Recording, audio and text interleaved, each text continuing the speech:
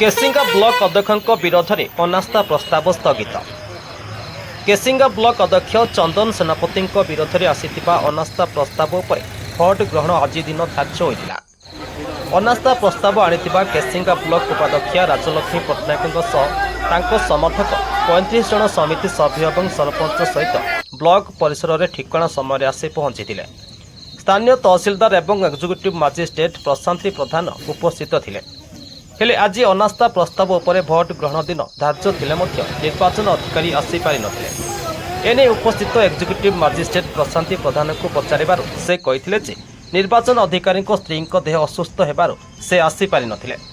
तेणु आज अनास्था प्रस्ताव उपर आलोचना होई पारि नथिबा बेले ताहा स्थगित रहिला। तेबे अनास्था सपक्षवादी मध्य निराशा छाया देखा मिलता बेले विपक्षवादी तथा ब्लॉक उपाध्यक्ष